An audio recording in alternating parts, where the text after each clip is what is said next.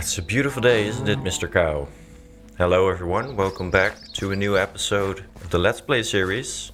I've been spending some time at the new farm that we've built in the last episode. One of the things that I really like about this Let's Play is that I actually get to enjoy my builds. Because when you make a tutorial every 2 weeks, you make a pretty building, which is functional, but you don't get to enjoy it, to live it, you know? And now that I'm actually playing the game, I get to enjoy my builds a lot more. I really enjoy spending time here.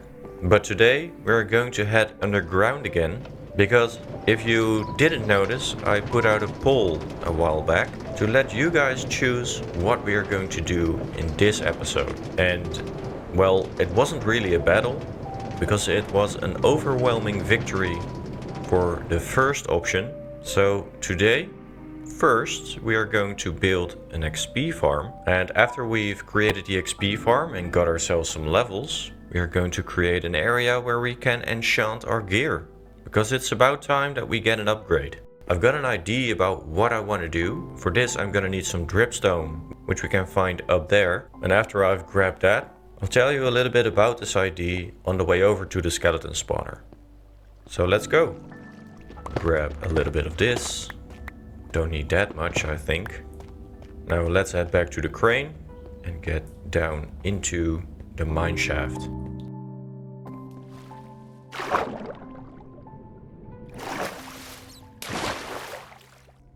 Clearly there are still some spots that I need to light up.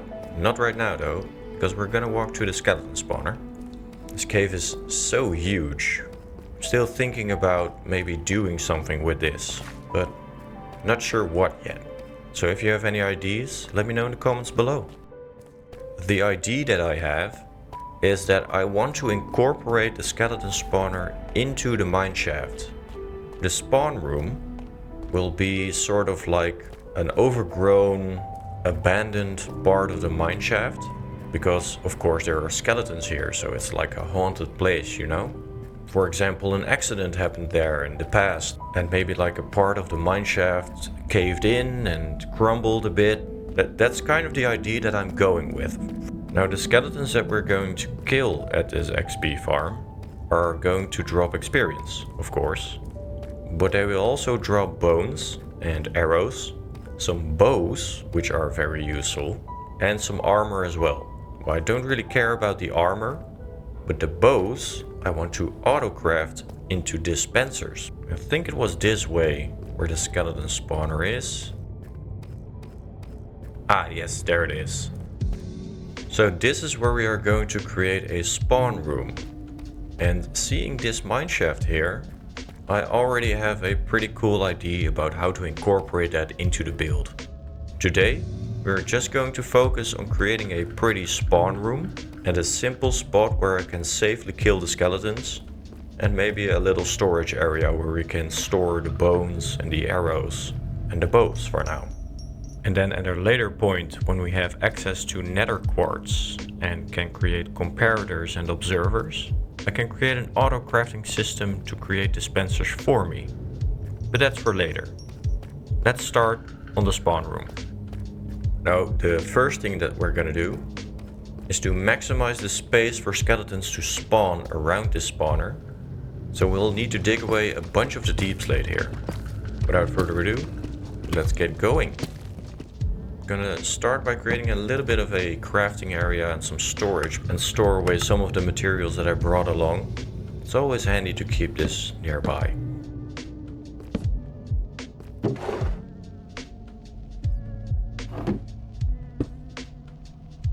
Okay, so if you didn't know, the maximum space around a spawner that mobs can spawn is 4 blocks in each direction and 3 blocks on top of the spawner.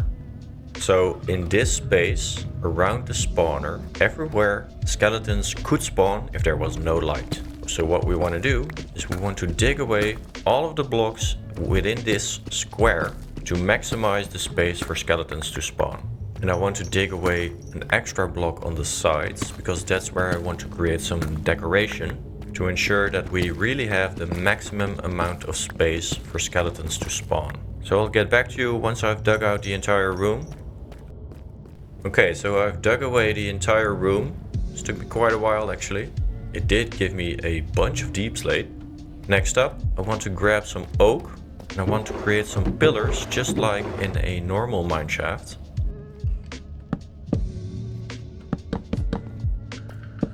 There we go. I think that this looks pretty nice.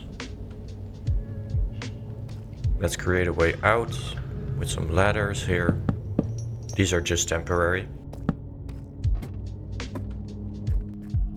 Okay, so again, I haven't been to the Nether yet. So for example, I'm still unable to make a redstone lamp to turn on and off the spawner. Because on top of the spawner, I want to create a lighting system so that I can manually choose to set the spawner on and off. For now though, I just want to create some oak beams going towards the center, and then at a certain point, part 2 of creating the XP farm, we will create a lighting system here. For now, we'll just keep it simple. Next up, we want to transport the skeletons to a central location where we can kill them off. For this we are going to create a water system that flows from one side of the room to the other side by waterlogging some stairs right here. Need an infinite water source for this, so I'll be right back. Now we can waterlog these stairs.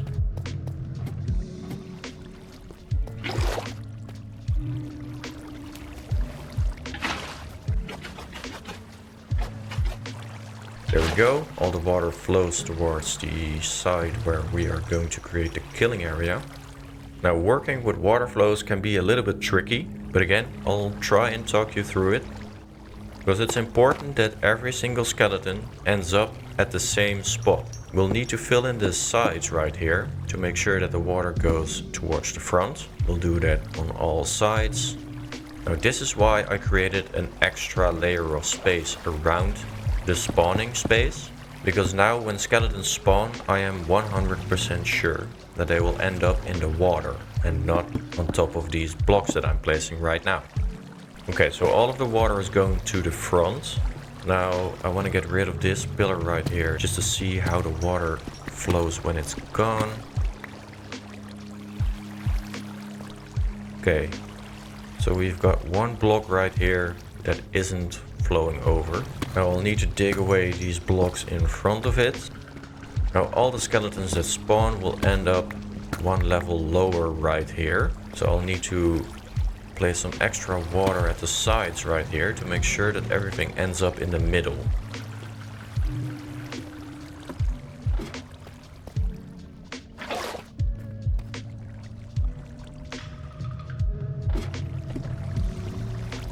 Let's put down some water right here. What happens? Everything goes to that side. What do I do with the middle here? What if I just dig away this row?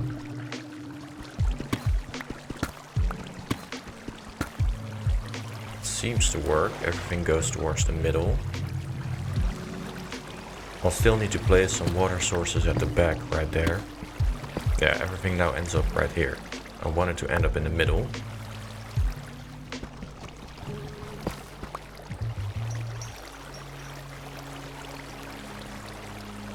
Okay, so it seems to work. Let me put down some water sources on the other side. Now everything should end up in the middle.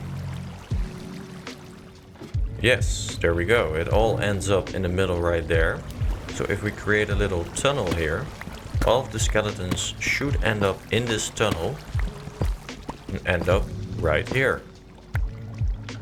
So for now, this is where we are going to create a little killing room. And I think that this is straight below the hallway towards the farm. So that is pretty much ideal. Yes, just as I imagined. Now, what I want to do, because I'm still in range of the spawner right here. So as long as I'm in this hallway, skeletons will continue to spawn. I want the skeletons to drop down to a level where they can pile up so that I can kill many with a couple of sword swings at a time. And I'll need to create a killing spot next to that spot where they end up, and a little collection system. So let's dig down right here, and with some ladders I can get back up again. Do note, this is all just temporary until part 2 of the build. Right now I just want to make this functional.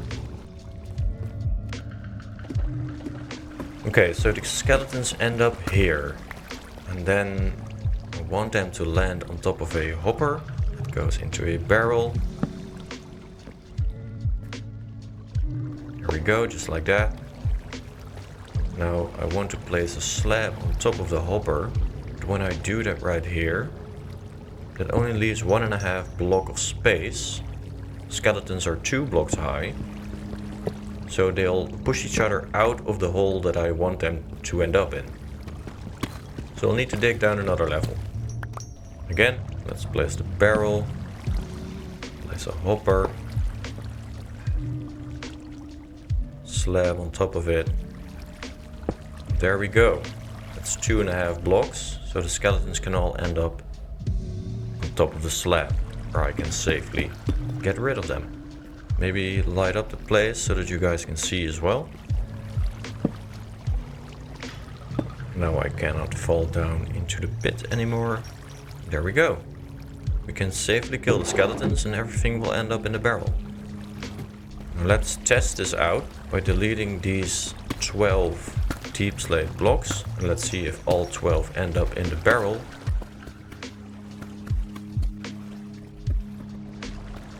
It seems so. So in my mind, that means this works. Everything inside of this square will eventually end up on top of the slab. So we now pretty much got a functioning XP farm. Now I want to decorate the place. For this I'm going to place some temporary dirt on this level so that I can work on the ceiling first. Because what I want to do with the ceiling is create some depth. So I want to use a variety of blocks such as mossy cobblestone, some slabs, I've got rooted dirt, and I've got some bone meal. So we can create some hanging roots. And with the dripstone that I gathered at the start of the episode, I can create some dripstone as well. I think that will give a pretty cool effect, and to really give it the feeling that this place has been given back to nature. Now I wish that there was a systematic way of doing this. I'm afraid I'm just kind of winging it. So I'll show you a time lapse again of me doing this. You can always pause it if you want to create the same vibe in your world. After I'm done with the ceiling for each compartment, I'm also working on the wall, because the walls are also kind of caved in. Use some dripstone here as well, some moss. And as I mentioned, for the mineshaft that's actually going through this spawn room, I want to give it the feeling that the rail system here has collapsed, so that the rails are ending up in the water. Use a bunch of moss and mossy cobblestone to give it an overgrown feeling. Use some cobbled deep slate, walls and slabs. And use some hanging roots and dripstone on the ceiling. Of course, you want to make sure that everything is dark, that there is a light level of 0 everywhere in the spawn room, because otherwise mobs will not be able to spawn here. Here you can see that I even found some diamonds while building this, which is always nice, and I'll just take those because right now I still need quite a bit of them, because I haven't got any mending books yet, so I'll still need those for some extra tools right now.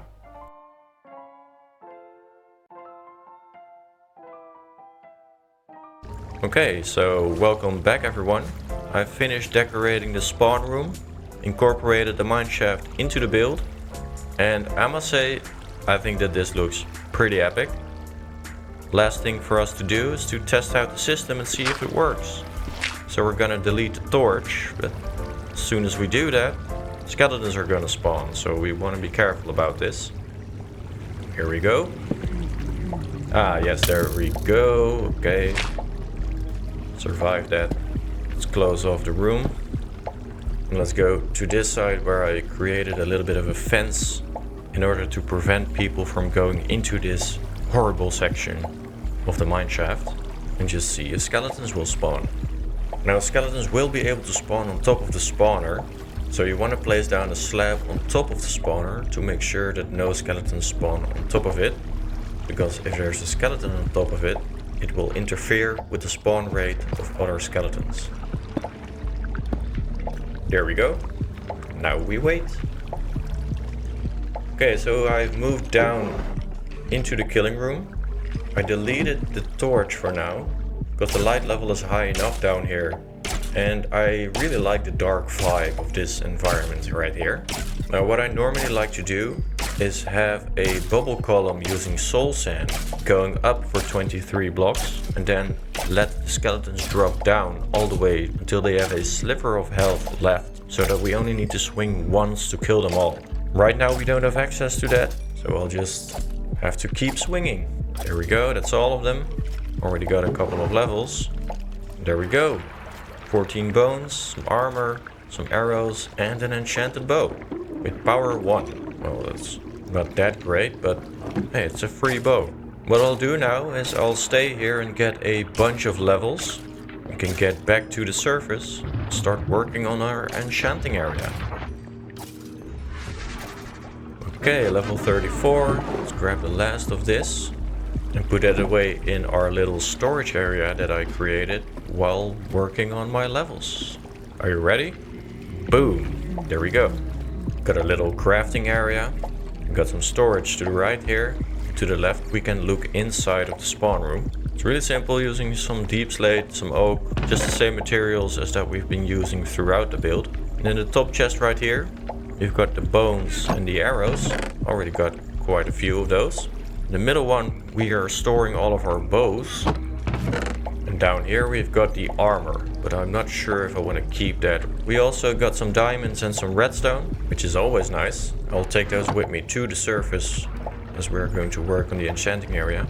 Oh yeah, final thing before we go. It's very important that the entire spawn room has a light level of 0. Now light would be able to travel through this fence gate. So what I did is put down a torch all the way down the hallway, and as you can see on the left side of the screen you see a thing called client light, and it states 1 right now. So the torch in the hallway is currently giving a light level of 1. If I move 1 block towards the light, it turns to 2, and it turns back to 1 when I go back to my starting position. Now if the block where the fence is a light level of 1, that means that behind the fence gate is a light level of 0. So the entire spawn room right now is unlit and has a maximum amount of space for skeletons to spawn. It also makes it quite dark in this area, which I like, but it may be a little bit harder for you guys to see. I hope that you don't mind.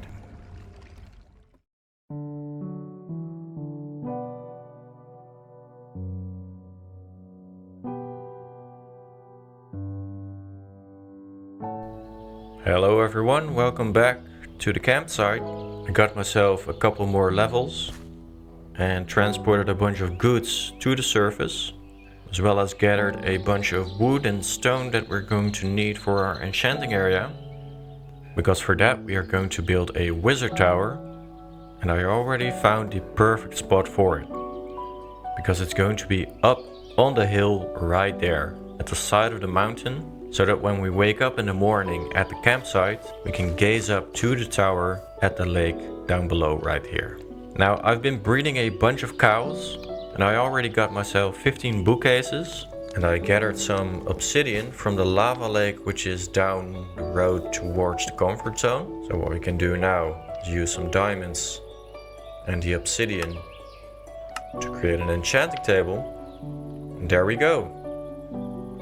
15 bookcases and an enchanting table makes for a fully operational, maxed out enchanting setup, which we can use to properly upgrade our gear. Now I'm going to need to breed up some more cows, because I want to incorporate some lecterns into the build as well, so I'll need more bookcases. But while I'm doing that, I'll show you a time lapse of me building the enchanting area for our world, and talk you through the idea that's behind it, because I like to create a story around my builds, if you haven't noticed yet.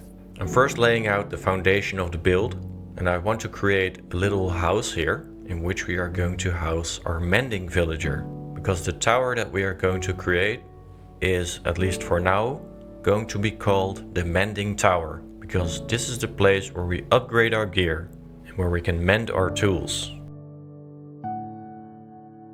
I started with the house and I wanted to incorporate some different type of materials than I'm used to, because I'm used to building a bunch with spruce and oak wood. So I thought, why not try something with dark oak, acacia, maybe even some birch. So I tried experimenting with that a little bit, and I was heavily influenced, I must say, by Minecraft Fantasy Builds, which is a YouTube channel that I'll link to in the description. They've got some awesome builds and tutorials. I adapted it slightly to my own needs, but I'm using pretty much the same color palette as they did. For the walls, I wanted to incorporate some tough and mossy cobblestone as well, to really make it feel as if this place has been here for quite a while. As you can see, I used acacia wood for the roof. Maybe at some point I also want to create the observatory from the trading village here, because it's a really beautiful spot to look at the stars. And I used copper in that build. So maybe I will eventually, once I've got a bunch of copper, exchange the acacia for copper.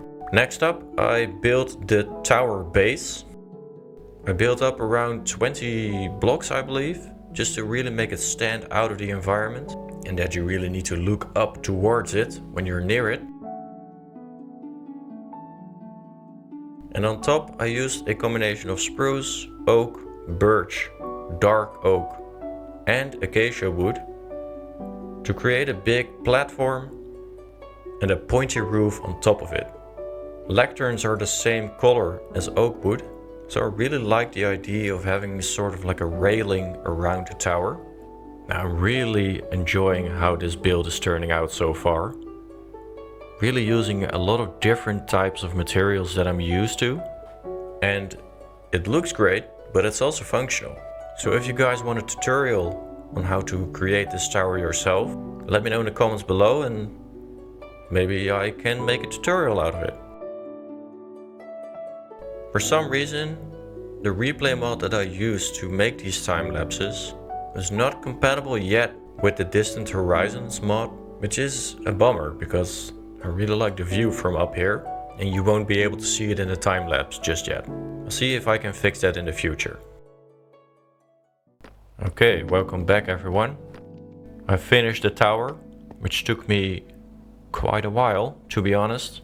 Way longer than anticipated, but that's of course because I'm building it in survival and not in creative. But we got the enchanting table up here, and then all we need to do is place down our bookcases, and we are ready to enchant our gear. Now, how am I going to place these? Because I want to be able to reach the grindstone and the anvil, so I'll need at least one space where I can walk through, and I'll need to put down a couple more. So how does that look? This looks okay, but I'll need to place a couple more. I'm not sure if I'm liking this setup right now. Let's see if this maxed out our enchanting table. Put down some lapis and let's put our pickaxe here. Yeah, level 30. Okay. Efficiency 4. Was hoping for fortune 3, of course, but at level 30 you can have multiple enchantments, so maybe we're lucky. However, first I want to have another look at this setup because it feels very cramped. I don't like that. I think I'm gonna delete this central pillar right here and move everything over one spot because it'll give me more room to work with.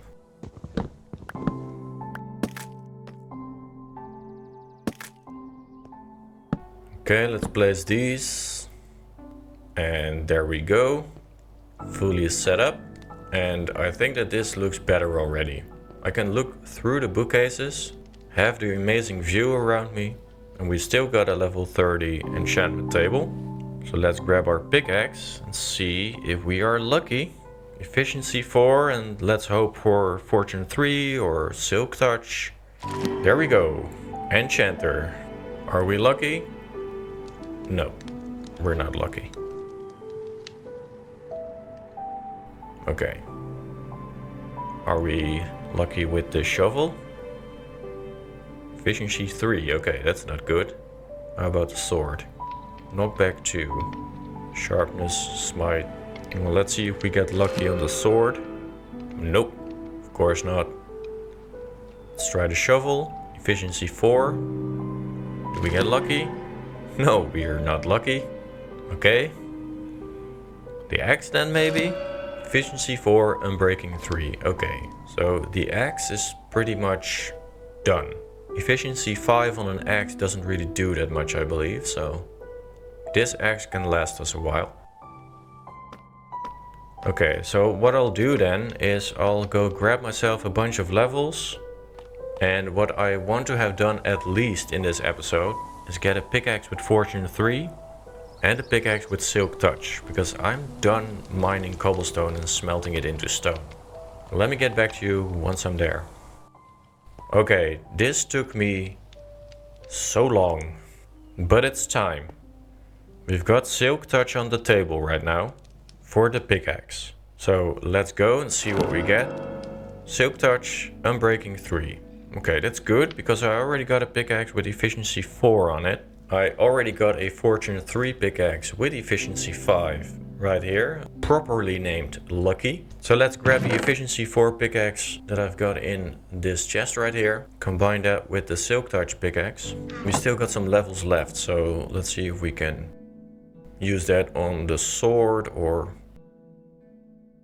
knockback 2, okay. Or maybe on the shovel. Shovel, no. Okay, so let's enchant the sword, see if we get lucky. No, we don't get lucky. I've literally been down in the mine for at least 2 to 3 hours. So we've been very unlucky so far. And I'm pretty much done for today.